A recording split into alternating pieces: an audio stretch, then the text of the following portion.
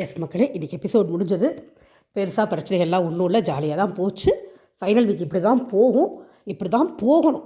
Final வீக்கும் சண்டை வந்துக்கிட்டு இருக்குன்னா ரொம்ப தப்பான கண்டெஸ்டன்ஸ் வந்து உட்காந்துருக்காங்க ஃபைனல் வீக்கில் நடத்தும். அட்லீஸ்ட் கேம் முடிஞ்சிருச்சு, இனிமேல் கேமில் ஒன்றும் கிடையாது, இனிமேல் நம்ம பாட்டுக்கு ஜாலியாக இருக்கணும், எதுவும் யோசிக்காமன்ற கொஞ்சம் அந்த பேசிக் மெச்சூரிட்டி இருக்கிறவங்க இருந்தால் தான் உருப்படியான கண்டெஸ்டன்ஸ் வந்திருக்காங்கன்னு அர்த்தம் ஃபைனல்ஸ்க்கு. ஸோ திவ்யாவை தவிர மற்ற 3 பேரும் ஓகே தான், அவங்க பாட்டுக்கு ஒரு பக்கமாக செட்டில் ஆகிட்டாங்க. ஸோ ஜாலியாக போகுது. அண்ட் பிரச்சனை ஒன்று பண்ணால் யார் பண்ணுவா? திவ்யா தான் பண்ணுவாங்க.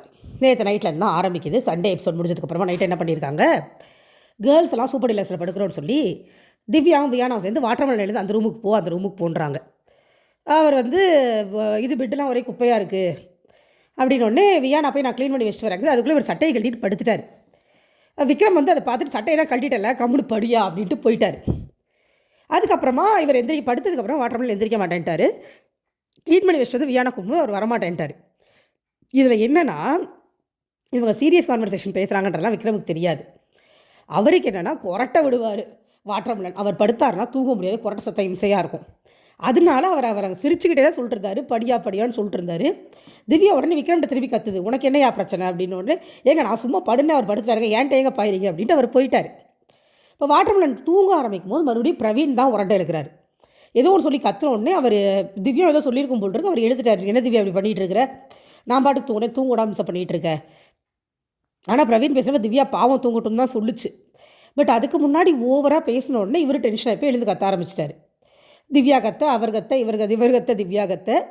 எனக்கு இந்த இடத்துலையும் திவ்யா மேலே எப்பயும் வர்ற ஒரே கம்ப்ளைண்ட் தான், பிரச்சனை வாட்டர்மெலன் எங்கே படுக்கிறதுங்கிறத பற்றி. ஸோ அந்த தர்பூசணி எங்கே படுக்கணுங்கிறத தானே பேசியிருந்துருக்கணும்.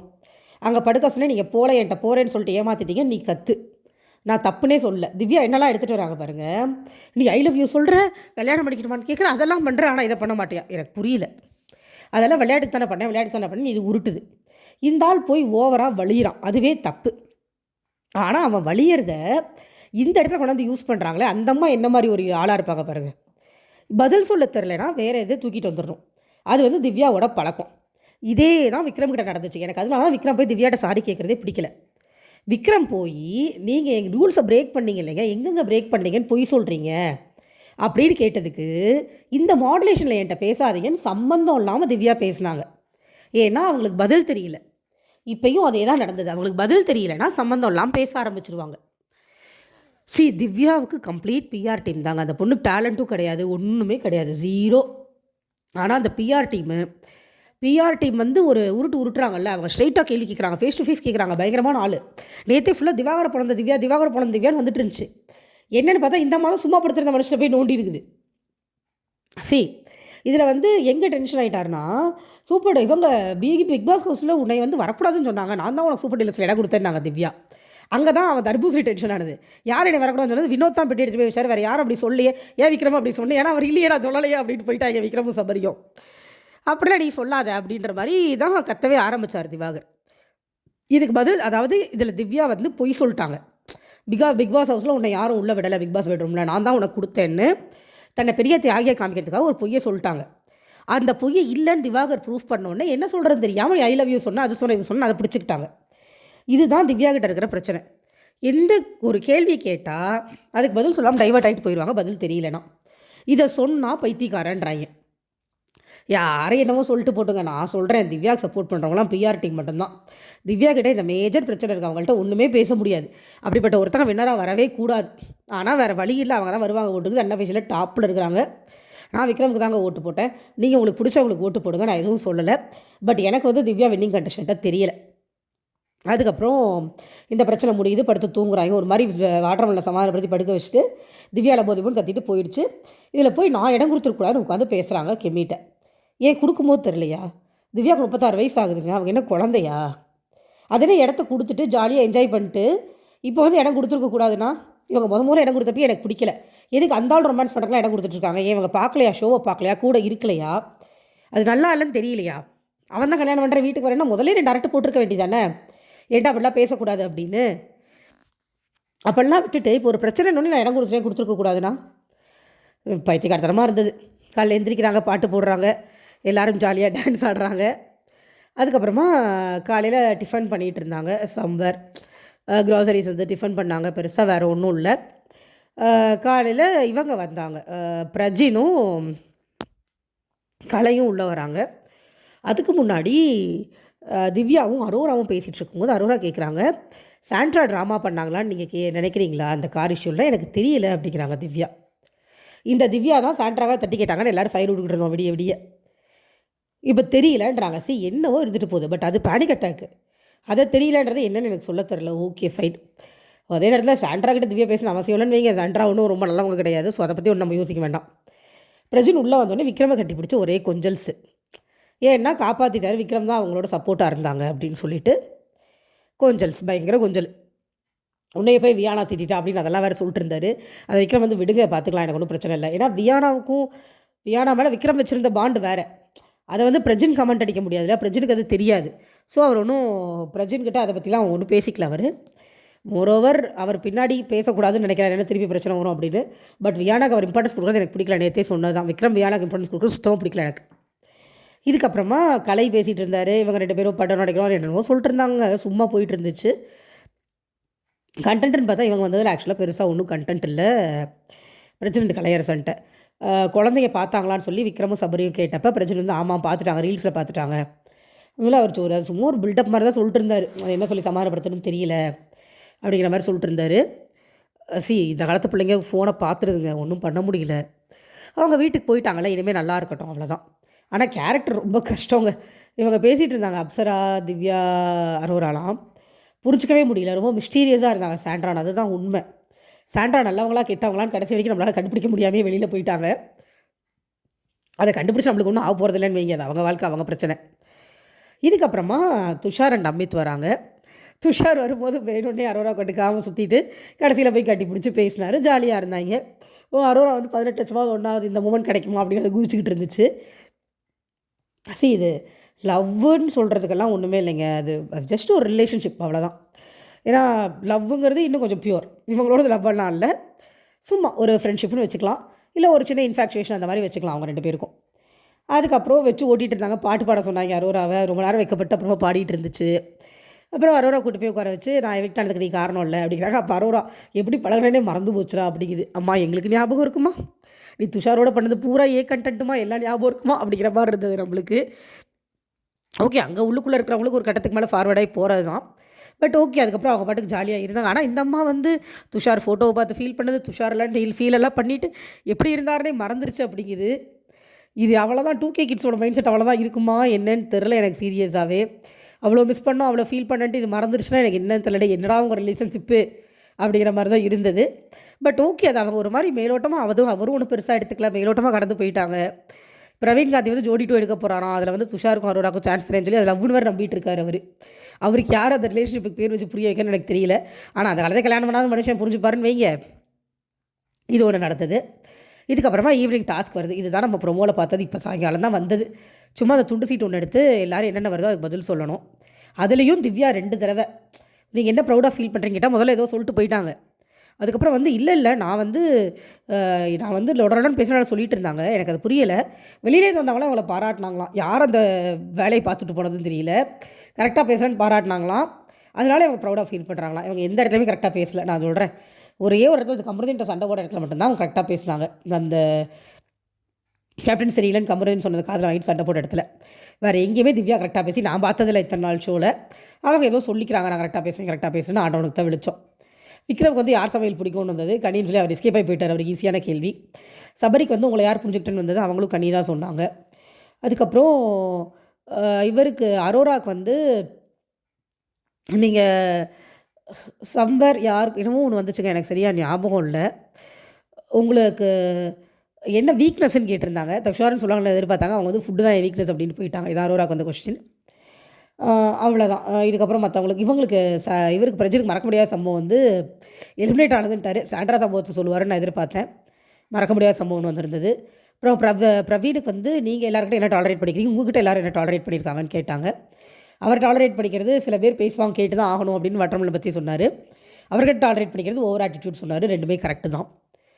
ஓகே, இது மாதிரி ஒருத்தருக்கும் ஒன்று வந்தது. இது முடிஞ்சதுக்கப்புறம் ஒரு காமன் கொஸ்டின் இவங்களே எடுத்துக்கிட்டாங்க. லாஸ்ட் கொஸ்டின், என்ன கற்றுக்கிட்டீங்க இந்த வீட்டில் அப்படிங்கிறது வந்து எல்லாரும் சொல்லலான்னு முடிவு பண்ணாங்க. அரோரா வந்து காமெடி பண்ணிகிட்டு இருந்துச்சு. ஒரு விஷயத்தை எடுக்கணும்னா எடுத்துடணும், சஜஷன்லாம் கேட்கக்கூடாதுன்னு கற்றுக்கிட்டேன். அதை பெட்டி விஷயத்தை வச்சு அது காமெடியாக சொல்லிட்டு இருந்துச்சு. இவர் விக்ரம் வந்து இந்த மாதிரி நம்ம யாரையும் ஜட்ஜ் பண்ணக்கூடாதுன்னு நான் கற்றுக்கிட்டேன், வேகமாக ஜட்ஜ் பண்ணிடக்கூடாதுன்னு கற்றுக்கிட்டேன். ஏன்னா அவருக்கு அந்த அவுட் ஆஃப் கண்ட்ரோல் போனது அக்செப்ட் பண்ணிக்க முடியலைங்க. அந்த ஒரு வாரம் தான் அவர் அவுட் ஆஃப் கண்ட்ரோல், அதை அக்செப்ட் பண்ணிக்க முடியாமல் அவர் புலம்பிகிட்டு இருந்தார். பட் அது திவ்யா பார்த்தா சொன்னார், ஆனால் திவ்யா மதிக்கவே இல்லை. அந்த ஆட்டிடியூட்லாம் தான் எனக்கு பிடிக்கல. ஒரு மாதிரி தலையை தொங்க போட்டு நீ யார் லோக்கல் என்னவோ பேசிப்போம் எனக்கு என்னன்ற மாதிரி உட்காந்துருந்தாங்க. அந்த மாதிரி ஆளுங்களுக்கு மரியாதை கொடுத்து இவர் பேசக்கூடாது தான் நான் சொல்லுவேன். அவங்க சீப்பாக பிஹேவ் பண்ணுறாங்க போது இவர் எதுக்கு மரியாதை கொடுத்து பேசிட்டு இருக்காரு எனக்கு புரியவே இல்லை. அப்புறம் அமித்க்கும் விக்ரம்க்கும் ஒரு கான்வர்சேஷன் இருந்தது. அதில் அமித் சொன்னது ரொம்ப கரெக்டான பாயிண்ட், பட் டூ லேட்டரா அப்படிங்கிற மாதிரி இருந்தது. இடையில வந்து ஏதோ பேசிகிட்டு இருக்கும்போது சாண்ட்ரா சொல்லியிருப்பாங்க விக்ரம் கிட்ட, அமித்தை நான் கூப்பிடவே இல்லை, நான் பாட்டுக்கு உட்காந்துருந்தேன், அவர் தான் வந்து பீன் பேக் எடுத்துகிட்டு போட்டு என் பக்கத்தில் வந்து உட்காந்தாருன்னு சொல்லி அசிங்கப்படுத்தியிருப்பாங்க லிட்டரலி அமித்தை. ஏன்னா இவங்க லோன்லியாக இருக்காங்கன்னு நினச்சி அந்த வாரம் ஃபுல்லாக அமித் அவங்களோட உட்காந்து சாண்ட்ராவோட இருக்காருன்னு கெட்ட பேர் வாங்கி வெளியில் போனார். அது அவர் தான் அதான் சொன்னார். அவர் நான் போய் கஷ்டத்தில் இருக்காங்கன்னு நினச்சி உட்காந்தேன், கடைசியில் பார்த்தா எனக்கு கெட்ட பேர் ஆகிடுச்சு, அவங்களால நான் வெளியில் போயிட்டேன், அவங்க அப்படி சொன்னது என்னால் சிரிச்சிக்கவே முடியல அப்படின்னு அமித் விக்ரம்கிட்ட சொல்கிறப்ப விக்ரம் அதான் சொன்னார், ஓகே நான் ஒரு ஆங்கிளில் பார்த்தேன், நீங்கள் சொல்கிற ஆங்கிளும் எனக்கு புரியுது, என்ன பண்ணுறது, ஒருத்தங்க கஷ்டப்படும் போது பெனிஃபிட் ஆஃப் டவுட் அவங்களுக்கு கொடுத்து நம்ம பண்ணிடுறோம், அந்த இடத்துல போய் சரியாக தப்பான ஆராய்ச்சி பண்ண முடியல அப்படின்னு சொல்லி விக்ரம் சொன்னதும் கரெக்டாக தான் இருந்தது. ஒரு ஜென்டில்மேன் ஆர்குமெண்ட்டாக இருந்ததுன்னு வைங்களேன். அது உங்களை 2 பேரும் பேசிகிட்டு இருந்தது பார்க்க நல்லா இருந்தது. சரி 2 பேரும் இவர் அமித் வந்து ஏமாந்துட்டேன், அந்த ட்ராப்பில் போய் நான் விழுந்துட்டேன் அப்படின்னாரு. விக்ரமும் வந்து ஆனால் விக்ரம் அந்த ட்ராப்பில் விழலை. ஃபர்ஸ்ட் ஆஃப் ஆல் விக்ரமுக்கு ட்ராப்பே அவங்க விரிக்கலை. அவங்க வந்து முதல்லேருந்து விக்ரம் எதிரியாக வச்சுட்டதுனால அந்த பிரச்சனையில் விக்ரம் மாட்டலை. கூட இருந்து எல்லாருமே மாட்டினாங்க, திவ்யா ஆகட்டும், அமித் ஆகட்டும், வியானா, ரம்யா எல்லாருமே மாட்டினாங்க சாண்ட்ராவோட ட்ராப்பில். ப்ரெசென்ட் கொடுக்குறலாம் வெறும் முட்டுங்க, எப்படி தான் குடும்பம் நடத்துனாரோ அதை ஆண்டவனுக்கு தான் வெளிச்சு விடுங்க. இந்த கான்வர்சேஷன் ஒன்று போச்சு நடுவில். இதுக்கப்புறம் இந்த டாஸ்க் முடிஞ்சதுக்கப்புறமா திவ்யா அண்டு பிரஜினோட கான்வர்சேஷன் போப்பா. திவ்யா வந்து நம்மளுக்கு 1 ஹவர் எபிசோட்லேயே திவ்யா எக்ஸ்பிளைன் பண்ணுறதையே ஒரு 10 நிமிஷம் காமிச்சாங்க. இதில் 24 ஹவர்ஸ் எவ்வளோ நான் சொல்லியிருப்பாங்கன்னு தெரியல, தப்பிச்சிட்டேன், நல்ல வேலை நான் அதை பார்க்கல. ஃபுல்லாக சொன்னாங்க சாண்ட்ரா பிரஜின் கிளம்புனதுலேருந்து சாண்ட்ரா பிஹேவ் பண்ண அத்தனையும் இல்லை, பிரஜின் கிளம்புறதுக்கு முன்னாடிலேருந்து எல்லாத்தையும் சொல்லி முடிச்சாங்க. அப்புறம் பிரஜின் துண்டிக்கப்பட்டது கொடுத்தனில்ல, பிரஜின் ஒரு வாரத்தை தாங்க பேசினார். இது தாங்க திவ்யாட்ட பிரச்சனை. அவங்க ஒரு 2 மணி நேரம் பேசுவாங்க, கூட உட்காந்துருக்கிறவங்க கேட்டுருவாங்க, கூட உட்காந்துருக்கிறவங்க 2வது வாரத்தை பேசும்போது இவங்க இன்டர்ப்ட் பண்ணிடுவாங்க. இதைத்தான் வந்து விக்ரம் சொன்னார், இப்படி தான் சார் நடக்குது, இதுதான் சார் கடுப்பாகுது, எவ்வளோ தடவை ட்ரை பண்ணுறது அப்படின்னு ஒரு தடவை நொந்து போய் கேட்டார்ல அவர் விஜய் சேதுபதி கிட்ட. அதுக்கு இதுதான் காரணம். இதுதான் எப்பயுமே பண்ணுவாங்க திவ்யா. அவங்க பேசுகிறது பொறுமையாக கேட்டாலும் அடுத்தவங்களோட 2வது வாரத்தில் இன்டர்ப்ட் பண்ணிடுவாங்க. இவ்வளோ நேரம் சொல்லி முடிக்கிறாங்களா பிரச்சனை, அப்போ தான் ஆரம்பிக்கிறாரு. இந்த துண்டிக்கப்பட்டது நீட்டிக்கப்பட்டது அவளுக்கு துண்டிக்கப்பட்டு கொடுத்தேன்ல, அதில் தான் அவள் டென்ஷன் ஆகிட்டா அப்படின்னு வாயை திறந்த உடனே அது உங்கள்கிட்ட தான் வந்து கேட்டிருக்கணும் அப்படின்னு உடனே இன்டர்ப்ட் பண்ணிட்டாங்க. எப்படிங்க பேச பிடிக்கும்? அவ்வளோ நேரம் அவங்க பேசுறது இவர் பொறுமையாக கேட்டிருக்காரு. ஒரு 10 நிமிஷம் வாயை மூடிக்கிட்டு உட்காந்து கேட்டால் என்ன திவ்யாக்குன்னு எனக்கு புரியவே இல்லை சீரியஸாக. அதுக்கப்புறம் அந்த கான்வர்சேஷன் எப்படி போச்சுன்னு எனக்கு தெரியல. ஏன்னா 1 ஹவரில் வரல, அதோட கட் பண்ணிட்டாங்க. அதான் பிரச்சனை, வேறு ஒன்றும் இல்லை அப்படின்ட்டாங்க. இவங்க கம்ப்ளைண்ட்டை ஃபுல்லாக வச்சு முடிச்சிட்டாங்க. அவர் சொன்ன பதில் நம்மளுக்கு 1 ஹவரில் வரல. ஓரளவு 2 வாரத்துக்கு மேலே திவ்யா அவரை பேசவும் விடலை. திவ்யா மட்டும்தான் பேசுவாங்க, அடுத்தவங்க கேட்கணும். இந்த மாதிரி ஒரு கேரக்டர் ஒரு பிஆர் டீம் இல்லைன்னா சாதாரண மக்கள் யாருக்குமே பிடிச்சிருக்க வாய்ப்பே இல்லை. ஏன்னா முதல் வாரம் 2வது நாளே திவ்யா வந்து பயங்கர டிஸ்கஸ்டாக பண்ணிட்டாங்க. இங்கே இருக்கிறவங்களுக்கு இப்படி தான் பண்ணணுன்னு பேச ஆரம்பித்த நம்மளே அங்கே இருக்கிறவங்களே பரவாயில்லடா திவ்யா ரொம்ப மோசமாக இருக்காங்கடா 2வது வாரம் சொல்ல ஆரம்பிச்சிட்டோம். இதை எல்லாம் மீறி திவ்யா நியாயம், திவ்யா சூப்பர், திவ்யா போல்டு இந்த மாதிரி டேக்லைன்லாம் வர்றதுக்கு காரணம் ஹெவி பிஆர் ஒர்க். உள்ளுக்குள்ளே வந்திருக்கிற வியானா, ரம்யாக்கெலாம் கூட பிஆர் டீம் காசு கொடுத்து அமைச்சிருக்காங்கன்ற மாதிரிலாம் ஏதோ இன்ஃபர்மேஷன் பரவுது. அவங்க எல்லாம் நடந்துக்கிட்டதும் அப்படி தான் இருந்தது. எப்படியாவது திவ்யாவை வின் பண்ண வைக்கணும். ஏன்னா திவ்யா மேலே ஒரு கம்ப்ளைண்ட்டுமே இல்லாமல் இருந்திருக்கும். வெளியிலேருந்து உள்ளே போனவங்களுக்கு ஒரு வார்த்தை கம்ப்ளைண்ட் என்னமோ திவ்யா பெரிய நியாயவதி மாதிரியும் மற்றவங்க தான் தப்பு பண்ண மாதிரியும் தான் எல்லோரும் பிஹேவ் பண்ணாங்க. ஸோ எனக்கு அந்த டவுட்டுமே இருக்குது. எனக்கு என்னை பொறுத்த வரைக்கும் திவ்யா டிசர்வ்டு கிடையாதுங்க டைட்டிலுக்கு. அதுக்கு சபரி, விக்ரம், அரோரா 3 பேருமே டிசர்வ்டு. என்னை கேட்டால் நான் அவங்க 3 பேரில் ஒருத்தர் தான் போடணும்னு சொல்லுவேன். உங்களுக்கு பிடிச்சவங்களுக்கு நீங்கள் போடுங்க. எனக்கு இன்றைக்கி விக்ரம் ஓகேன்னு சொல்லியிருக்கு, நான் போட்டிருக்கேன். நாளைக்கு வேறு ஏதாவது ஓகேன்னு சொன்னால் போடுவேன். பட் திவ்யாவுக்கு என்னோடய ஓட்டு இருக்காது. ஏன்னா அவங்க கண்டிப்பாக டிசர்வ்ட் கிடையாது. வெறும் பிஆர் டீம் தான். அவங்க போல்டு கிடையாது, தைரியம் கிடையாது, எது அரகன்ஸ்ன்னு சொல்லணும். அதை அரகண்ட்டாக தான் பேசுவாங்க. 2வது வாரத்தில் இன்டர்ப்ட் பண்ணிட்டாங்க பிரச்சனை. அவங்க 1 ஹவர்லேயே 10 நிமிஷம் பேசினாங்க. அது ஓகே. அதுக்கப்புறமா யோசிச்சு ஓட் போடுங்க. இன்னொரு அரகன்ஸை இன்னொரு பிஆர் டீம் ஆள் ஜெயிச்சாங்கன்னா மறுபடியும் சீசன் 6 மாதிரி ஆகிடும். பிஆர் டீமில் என்ன வேணாலும் பண்ணிவிட்டு ஜெயிக்கலான்னு ஒரு எக்ஸாம்பிள் இருக்கக்கூடாதுன்னு நான் ஆசைப்பட்றேன், வேறு ஒன்றும் இல்லை. ஏன்னா அவங்க நல்லா விளையாண்டுருந்தாங்க, உண்மையிலே போல்டாக இருந்தாங்க. இப்போ முத்துக்குமாருக்கும் நிறைய பிஆர் கண்டிப்பாக இருந்தது. பட் அவர் விளையாண்டார், முத்துக்குமார் இறங்கி விளையாண்டார், அவரோட தவறுகளை கரெக்ட் பண்ணிக்கிட்டே வந்தார். அவர்கிட்ட ஒரு சின்சியாரிட்டி இருந்தது, பிக் பாஸ் மேலே இருந்தது, டீம் மேலே இருந்தது, அந்த ஷோ மேலே இருந்தது, அவருக்கும் இருந்தது, ஜாக்லினுக்கும் இருந்தது. அந்த மாதிரி ஆளுங்க பிஆர் டீம் வந்து வின் பண்ணால் கூட பரவாயில்ல. ஆனால் இவங்க அப்படி இல்லை, எந்த டேலண்ட்டுமே இல்லாமல் பேசுகிற, அதாவது லொடலொடலொடன்னு சொல்லி தப்பாக பொய்யாக தான் பேசுகிறாங்க. அதை போய் ஒரு போல்ட்னஸ்ன்னு சொல்லி ப்ரொமோட் பண்ணி கொடுக்குறது எனக்கு என்னன்னு எனக்கு தெரியலை. ஓகே, அவ்வளோதான். அதுக்கப்புறம் டான்ஸ் ஆடிட்டு இருந்தாங்க, அது ஜாலியாக இருந்தது. வசீகரா பாட்டுக்கு அரோராம் துஷாரும் ஒரு பக்கம் ஆட அவங்களை கிண்டல் பண்ணுறேன்னு சொல்லி விக்ரமை பிடிச்சிக்கிட்டு கெமி சுற்றிக்கிட்டு இருந்துச்சு. சீரியஸாக செம காமெடியாக ஃபன்னாக இருந்தது. ஃபன்னாகவே போட்டு இந்த வாரம் கொஞ்சம் போர் அடித்தாலும் பரவாயில்ல, ஃபினாலே வீக் டாக்ஸிசிட்டி வேண்டான்னு எனக்கு தோணுது. ஏன்னா ஃபுல் டாக்ஸிசிட்டி வச்சுட்டு ஒன்றும் பண்ண போகிறதில்ல. இருக்கும் டாக்ஸிசிட்டி அந்த ஷோவில் இருக்கும், ஆனால் ஃபைனல்ஸ் வந்து டாக்ஸிசிட்டி இல்லாத பீப்புள் தான் வரணும். டாக்ஸிசிட்டி இருக்கிற பீப்புள் வந்து எப்படியாவது பிஆர் ஓட் போட வச்சு எப்படியாவது வந்துடலான்னு வந்தாங்கன்னா அது பார்க்க நல்லா இருக்காது, சொசைட்டிக்கு நல்ல எக்ஸாம்பிளாகவும் இருக்காது. திவ்யா இருந்த இடத்துல கடியோ சுபிக்ஷாவோ பிரவீன் கூட இருந்திருக்கலாம், கெம்மி கூட இருந்திருக்கலாம். But not her, definitely not her. It's okay, இவங்க 4 பேர் இருக்காங்க. ஸோ வின்னராக நல்லபடியாக வரும். எல்லோரும் உங்களுக்கு பிடிச்சவங்களுக்கு, உங்கள் மனசுக்கு பிடிச்சவங்களுக்கு ஓட்டு போடுங்க. நான் திவ்யாவுக்கு போடாதீங்கன்னு சொல்லலை, யோசிச்சு பார்த்துட்டு போடுங்க. உங்களுக்கு நியாயம் தோணுச்சுன்னா போட்டுக்கோங்க, உங்களோட இஷ்டம். உங்களுக்கு மனசுக்கு யாருக்கு பிடிக்குதோ, யார் வின்னர் ஆகணும் நீங்கள் ஆசைப்படுறீங்களோ அவங்களுக்கு ஓட்டு போடுங்க. யார் வேணாலும் ஜெயிக்கட்டும். நம்ம நாளைக்கு சந்திக்கலாம். தேங்க்யூ.